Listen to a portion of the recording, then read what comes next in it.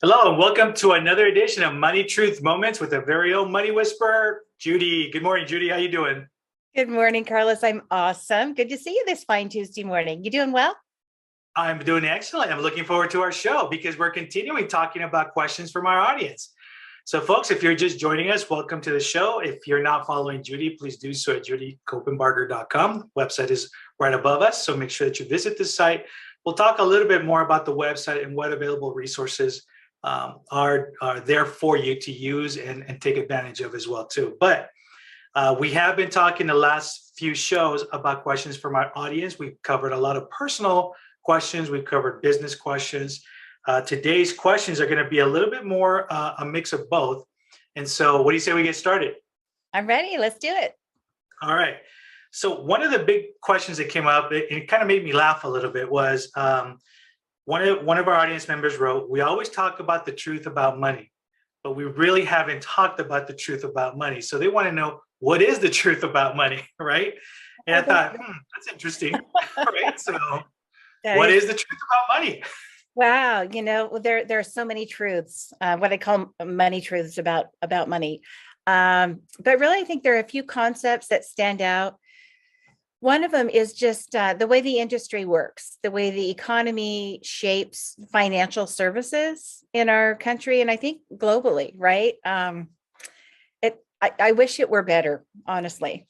I think one of the things to remember is that in the financial industry, when you're investing, you're dealing with insurances and entities, business entities, and things like that. You're the target. You're the product. The people are the product, and they don't realize that. And I think when you realize this truth, it can really change the way you navigate, and you'll end up with a lot more at the other end in your planning. So the reason I would say you're a target and you're the product is that financial services is all about commissions. It's all about gathering assets and making money off your money.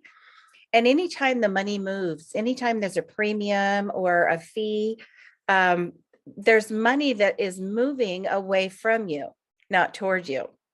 Sometimes I'll tell a story of a lumberjack, and it's like, he's the guy that's renting the room down the hall in your house.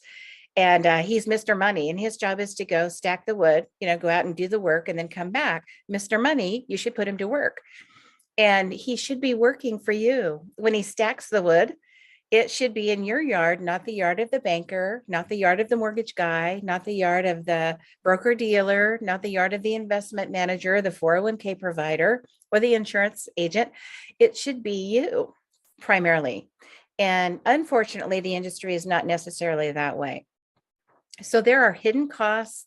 There are layers of fees that impact most people in their portfolio, in their IRA, in their investment account. They have no idea what the costs are, what they're actually paying for the services they're having delivered. And so once you uncover that and you're aware and you're confident asking, exactly what am I paying? Exactly what are you charging me for these services? I think that's a good question to kind of have in your back pocket. And it's a fair question to ask in the financial industry. So that, I think, would be one of the money truths that kind of leads the team there. So we're talking about the financial industry. So for a lot of folks, there's a lot of mistrust because of experiences, because they don't know any better. So take us down the path of if we're looking to talk to a financial planner, we've covered this before as well. What are some things that we should really be careful, specifically if we don't know any better, right? We know that there's the good, bad, the ugly in the industry, not only just in financial industry, but in other industries as well. But with your expertise, what are some best practices that you can share with our audience regarding the financial industry? Well, you never want to, say, who cut your hair? Who's that guy? You never want to make people feel bad about what they've done or what they're thinking of doing, or, that kind of thing. So, I want to tread carefully here, but I think if you stick with financial professionals, like when you're looking at people to manage your money for you, manage your investments or grow your wealth, do your financial planning for you.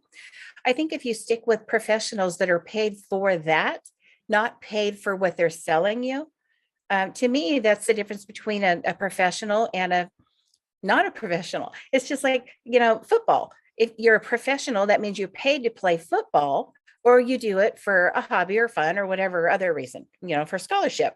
And so most financial professionals are not professional. They're not paid for the services they're providing. They're paid for the products they're delivering. They're the sales organization. And I think that's kind of the bottom truth about the industry is you're dealing with a sales organization, not a service organization for the most part. Now you can find service providers. And the way you can do that is if you're looking to, invest your money and grow your wealth and have all that managed for you, the growth part of your financial world, you can hire a fiduciary. And a fiduciary by law has to get the conflict of interest out of the way, and they have to take care of you by law and document in writing why the advice they're delivering is the best advice, all the other options they looked at, and why this is the best one. You could hire a CFP.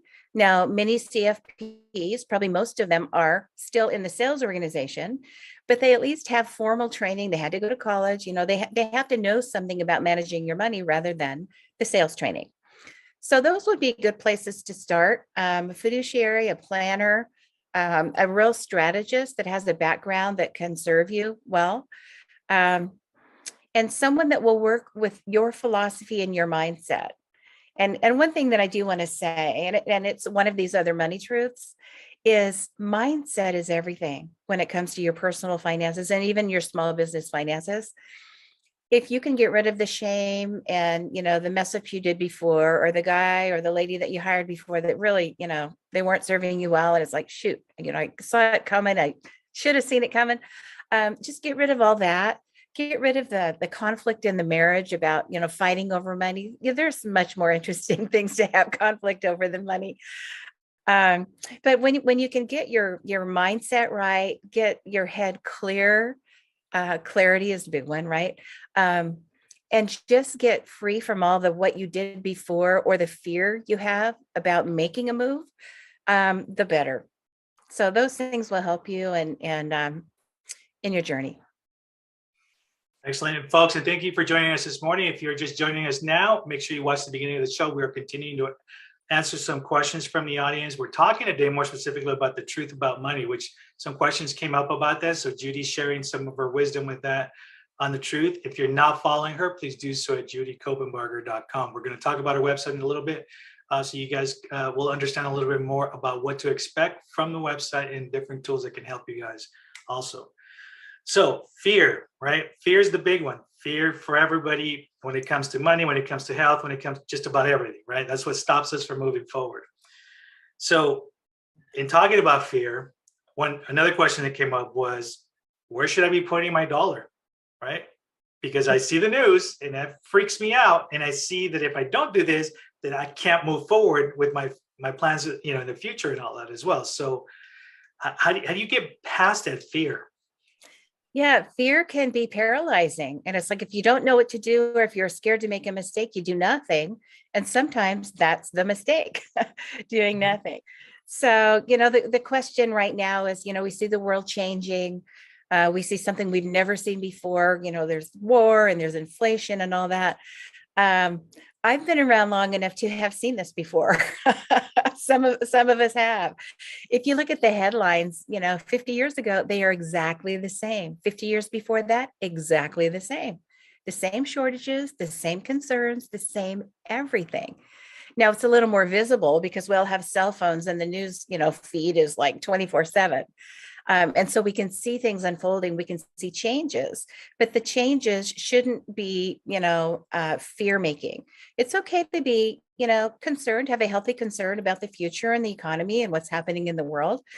But it's not the first time we've been there, and we'll probably be there again. I don't know if it'll be 50 years, but we'll probably be there again. So, people sometimes their time frame is like right now. If they're looking at the market, they're looking at the last week or the last month. And I always encourage people to just kind of take that focus they have and zoom out to a longer period of time where you can see recovery. And you can go back 10 years, 20 years, 25 years, 30 years, and you always see this recovery. our economy here, our underpinnings are very strong. And I think it sounds like I'm pitching, for you to be, putting money in stock, which, maybe you should have some there. But there's so many ways to invest money. It should be real estate, it should be stock, it should be bonds, it should be any other instruments that are interest related. Alternatives. There's so many investments that are not related to either the stock market or the interest rates. So many things that you can do, people just don't know. Maybe they're not as high commission, sold by the people that are selling whatever else to you.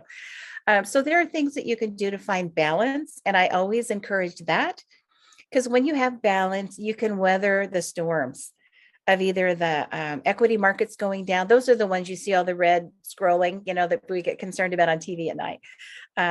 But there are other markets that we're involved in, other investments that we have that make our money grow. And having a perfect pie, when they show a pie chart and part of your investments are red and green and blue and yellow, you want to have a little of everything to have a perfect balance.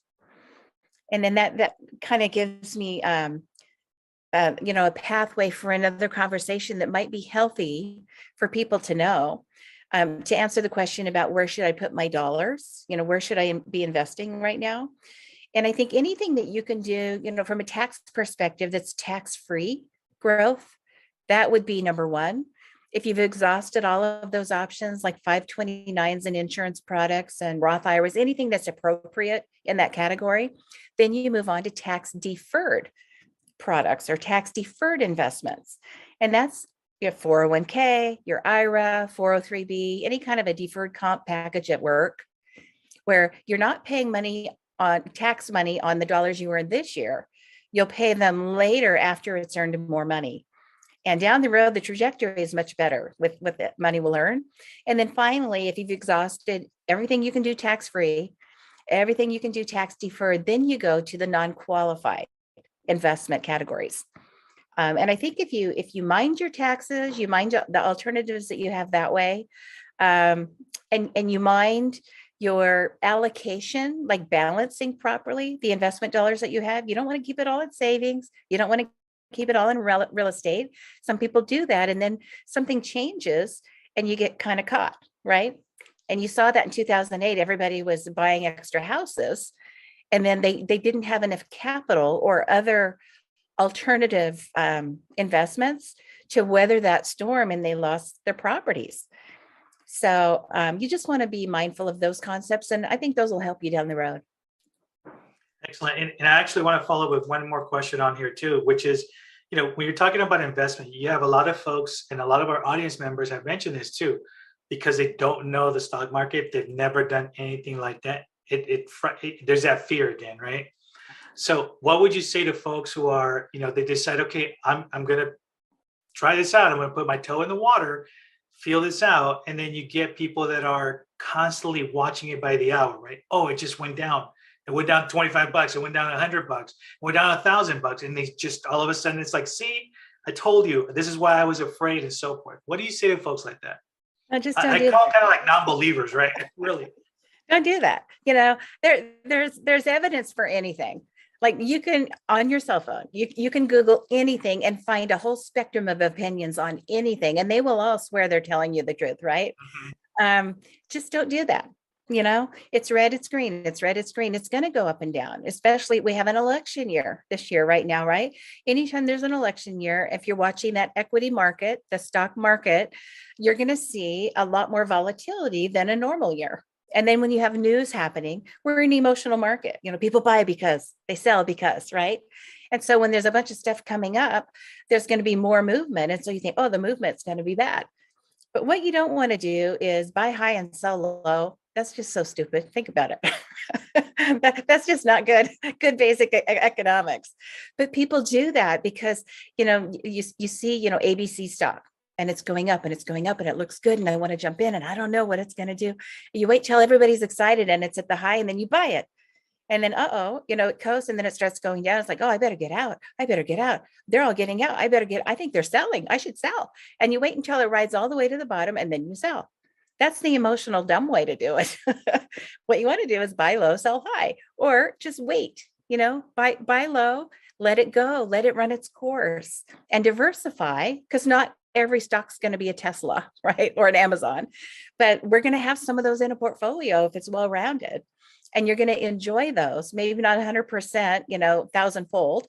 You're going to have some that maybe just, pay out dividends and have value over time. And they're all different. So you want to have a diversified portfolio, not just of stock, but of all these other alternatives we're talking about, and then just give it time. Excellent. Great advice. And I appreciate you covering that also, because it has come up and it ties right into the word fear. I mean, it's huge. Yeah. Just this little word can hold us back from a lot of great things and so forth. So speaking of great things, let's talk about your website. If you're just joining us, folks, welcome to the show. We're about to talk to Judy about judycopenbarger.com. And if you haven't joined us from the beginning, please do so. We're answering a lot of great questions, or actually Judy's answering a lot of great questions regarding the truth about money. So tell us what folks can find on your website. Oh, there's so many things. There's articles, there's videos, there's education, some basics, some a little bit higher level on everything you can think about for small business owners, for ministry owners, for families that are just trying to navigate money well. So all of those things are available. There's also access to our online mastery program. It's called Money, Truth, and Life Online Mastery Program. And there are courses there on every aspect of finance, all 5 pillars, whether it's taxation. It's a big one right now. We're in the middle of tax time. All the investments, insurances, every kind of insurance, business insurance to health, life, casualty, tort liability, coverage, some thoughts about that, what you should do or consider. Even, should I have earthquake insurance here in California? Should I have flood insurance? I live near a river. All of that and kind of how it works and what you should be considering. Good questions to ask your insurance person. Legal matters. Should I incorporate my business? What kind of corporation should I choose? And when should I do that? Should I have a will, for my family? Should I have a trust? And what's the difference? And when would I choose which? All of those, powers of attorney, even down to the decisions that you make about your body, like who's going to choose what happens with my body if I'm, in a coma or I'm in surgery and a decision needs to be made. All of those things, all of those legal things. So every aspect of finance, all the way down to those kind of nitty gritty ones, are covered in the Money, Truth, and Life Online Mastery Program. And it's free. You can sign up for any class you want in any course and learn something and better yourself and make sure that you're navigating way better the financial journey that you're on. Excellent, folks. And if, excuse me, if you don't know, a lot of this is free resources on Judy's website. So make sure you take the time, invest some valuable time. It's only going to help you in the long run. So I appreciate you having those resources available for our audience as well too. So you mentioned the 5 pillars as part of the resources and all that, which is interesting because that's going to be my next set of questions of people that called in and asked these questions. Can you review for us the 5 pillars? And actually, at the very end, I'm going to ask you to focus on the taxation piece of it, only because we are during that time as well too. But folks would really like to review a little bit of the 5 pillars. Yeah. So there are 5. Every decision you make, every choice, every day that you make about your money happens in at least one of the 5 pillars. So it's pretty well broken down. So 2 of them are very protective in nature, like you're protecting the wealth as you grow it. The other 2 are the growth ones. And then there's one that's a little bit neutral. So let's talk about the protection. Just like a greenhouse is a protective structure in which you grow your crops or you grow your garden. So the 2 protective areas of your personal finance are going to be legal and insurance. Legal is going to be the wills and the trusts and the what if corporations and, entities for your businesses. And then the insurance is going to be the what if, what if the house burns down, you get a new one. What if I crash my car? I get a new one, things like that. What if I can't work for a while? The health coverage will be there and maybe even some disability insurance, if you're at work that has that. So those are the protective areas, legal and insurance. The growth areas are investments and then the cash flow and reserves. So, how much money should I have in the bank for a rainy day? What if I have a job where I'm paid bonuses or commissions and I have an unequal flow of cash. I don't get a paycheck every Friday or every, twice a month, but I sell something, I get, boom, $20,000. And then I sell something, boom, I get $30,000. And in between, it's like, uh-oh, how do you manage that? So that's cash flow and cash reserves. And then your investments are going to be everything about the bears and the bulls and the stocks and the interest related instruments and 401ks and 403bs and what's the difference and how do I choose and can I choose? All of those things. And then the final fifth pillar is the one you mentioned, taxation.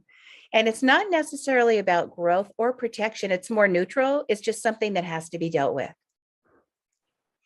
Excellent. So when we're talking about taxation, obviously there's different ways to look at your personal versus your business. What are some maybe tips that you can give both for personal and for business? So best practices when we're getting ready to file taxes or we're looking into filing taxes.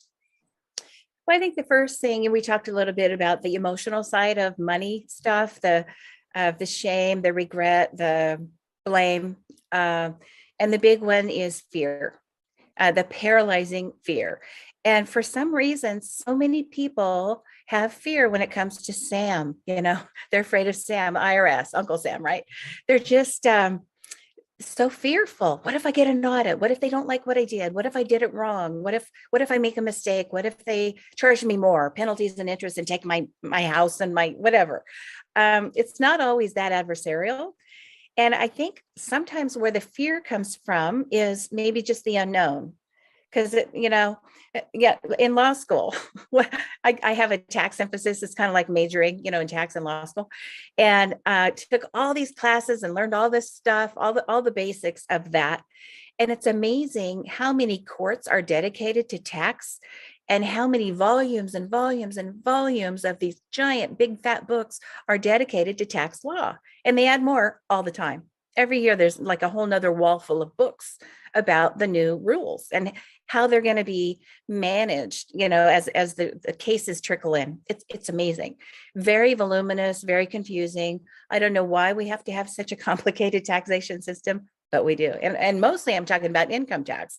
There's a lot of other taxes, gift and estate and excise, all kinds of taxes. But it is very voluminous, very confusing. Even professionals, CPAs and enrolled agents and, folks that tax lawyers, they don't know it all. Because as soon as they figure it out, it changes every Tuesday. It's crazy. So I can see how people would have an emotional, visceral reaction to thinking about tax or audits. But I think the one way to just cut through a lot of that is by preparation. And this is advice, whether you're running a business or just personal finances, just your household. Preparation, being organized, knowing what you need to keep, knowing what you don't need to keep, preparing. Like right now, during this recording, we are here right about tax time. So we're in March, wrapping up March. So already we have 1/4 of the year that we can prepare for. We can make sure that we've documented all of our expenses. We have all the records that back them up. We know what our income has been. You can do 1/4 of your planning already instead of, right after Christmas, you get everything on the dining room table, you start collecting 1099s and K1s, and it's just this big push and crazy stuff. But if you save all along, if you do that planning every quarter, by the end of the year, you have almost all of it pulled together, which for most people is the big stressor, finding the information and what do I need, right? But you can do that all year long. Just keep a little tax file and every quarter, gather what you need from that quarter, put it together. By then you'll have a list going of things that need to be discovered. And then you have time to do it, not when it's Valentine's Day, right? So preparation, that was a long-winded answer, but preparation is the key. Being organized, knowing what you need. This time of year, people are scrambling to do that, but it's a good time to make a list or create whatever your system is online, a file system. It could be paper, it could be folders on the laptop where you put all of the information that you're going to need for next year. And then you're not scrambling to not only find where to put it, but to find a lot of what you've already prepared from the year before. So that would be, kind of another long-winded answer to say, prepare, be organized, and don't wait till the last minute. Excellent. And also, since we're talking about prepare, you know what time it is, right? It's that favorite part of our show.